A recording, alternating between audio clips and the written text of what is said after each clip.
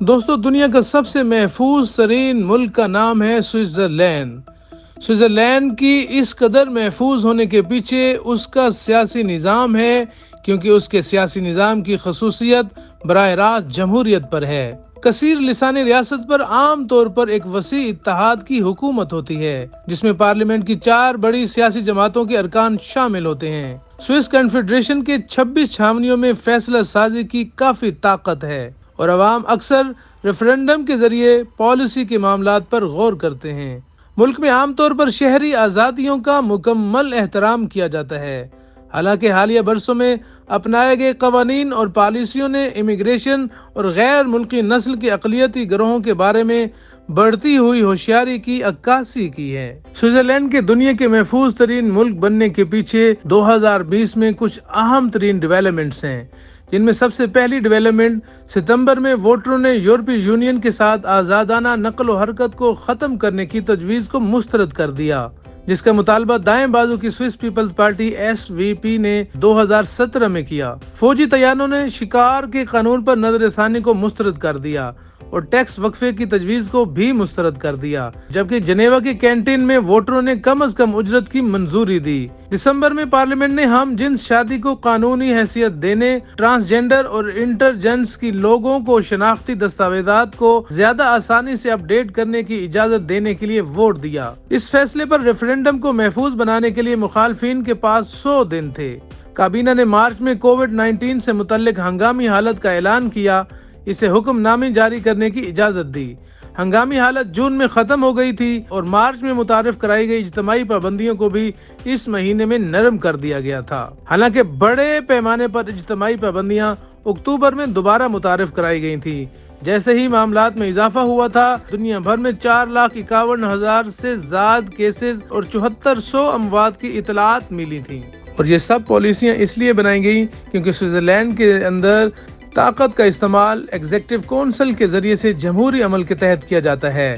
Executive طاقت کا استعمال 7 رکنی وفاقی کونسل کے ذریعے کیا جاتا ہے، جس میں ہر رکن 2 ایوانوں والی وفاقی اسمبلی کے ذریعے 4 سال کی مدت کے لیے منتخب ہوتا ہے۔ وفاقی کونسل وفاقی اسمبلی میں سب سے بڑی جماعتوں کے درمیان اتفاق رائے پر مبنی اتحاد کی نمائندگی کرتی ہے۔ صدارت بڑی حد تک رسمی ہوتی ہے اور ہر سال فیڈرل کونسل کے اراکین کے درمیان ہی گھومتی رہتی ہے۔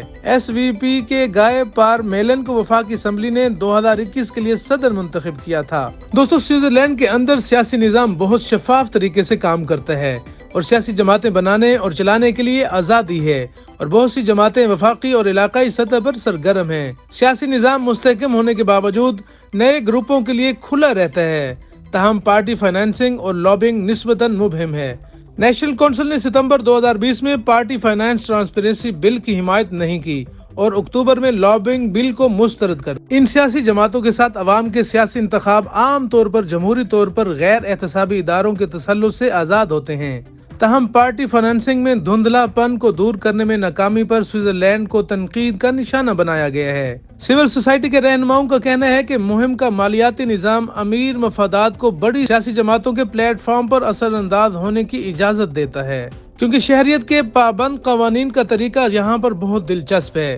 شہریت کے پابند قوانین اور طریقہ کار بہت سے تارکین وطن کے ساتھ ساتھ ان کے بچوں کو بھی سیاسی شرکت سے خارج کر دیتے ہیں۔ غیر شہری سوئس آبادی کے 1/4 کی نمائندگی کرتے ہیں، حالانکہ ان میں سے 1/3 سے زیادہ پڑوسی ممالک کے شہری ہیں۔ غیر شہری وفاقی انتخابات میں ووٹ نہیں دے سکتے، لیکن کچھ کینٹونل انتخابات میں ووٹ دے سکتے ہیں۔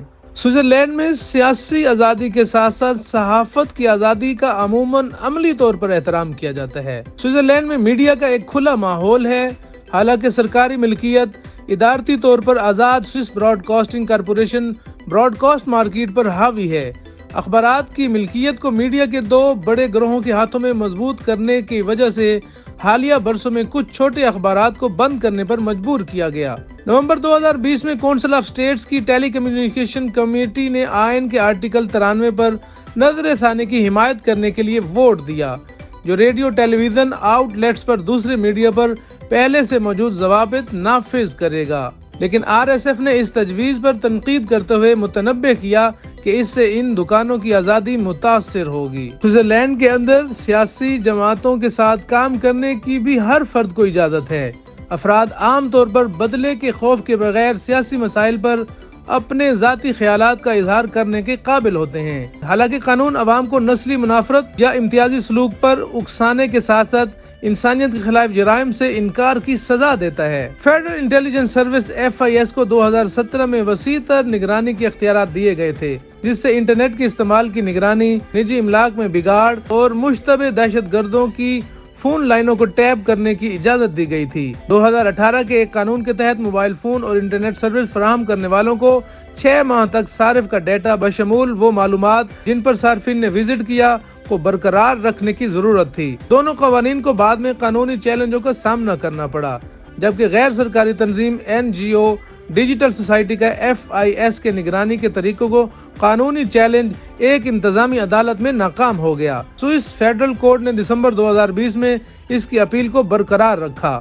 دوستو، سوئٹزرلینڈ کے اندر عدلیہ بھی مکمل طور پر آزاد ہے۔ اگرچہ عدلیہ عملی طور پر بڑی حد تک آزاد ہے، ججز سیاسی جماعتوں سے وابستہ ہیں اور ان کا انتخاب وفاقی اسمبلی میں متناسب جماعت، لسانی اور علاقائی نمائندگی کے نظام کی بنیاد پر کیا جاتا ہے۔ Civil society group justice initiative نے وفاقی ججوں کے لیے ایک آزاد غیر سیاسی انتخاب کے عمل کا مطالبہ کیا ہے۔ ستمبر 2020 میں SVP نے وفاقی جج ڈونزیلز کو پارٹی لائن سے بے وفائی کرنے کی وجہ سے ہٹانے کا مطالبہ کیا۔ پارلیمنٹیرینز نے پارٹی کے اعتراضات پر اسی ماہ ڈونالزو کو دوبارہ منتخب کیا۔ سوئٹزرلینڈ، جو یورپی یونین کا رکن ریاست نہیں ہے، بلاک کے ساتھ اپنے تعلقات پر بات چیت جاری رکھے ہوئے ہے، حالانکہ یہ موضوع ملک کے اندر متنازع ہے۔ یورپی یونین اور سوئٹزرلینڈ نے 2018 کے آخر میں ایک ادارہ جاتی فریم ورک پر اتفاق کیا تھا۔ ایک اور حیران کن بات یہ ہے کہ سوئٹزرلینڈ جنگ اور جسمانی سلامتی کے لیے دیگر بڑے خطرات سے پاک ملک ہے۔ حالانکہ پرتشدد واقعات رونما ہوتے ہیں۔ نومبر 2020 میں ایک خاتون نے لوگانو کے ڈپارٹمنٹ سٹور میں 2 افراد پر حملہ کیا۔ حکام نے بتایا کہ حملہ آور نے پہلے شام میں ایک جنگجو کے ساتھ بات چیت کی تھی، جبکہ عینی شاہدین نے دعویٰ کیا کہ اس نے حملے کے دوران اسلامک اسٹیٹ IS کے جنگجو گروپ کی حمایت کا اعلان کیا۔ کبھی کبھار پولیس کی طرف سے ضرورت سے زیادہ طاقت کے واقعات کو دستاویزی شکل دی گئی ہے، لیکن ایسی زیادتیاں نسبتاً کم ہوتی ہیں۔ جیلوں اور حراستی مراکز کے حالات عام طور پر بین الاقوامی معیار پر پورا اترتے ہیں۔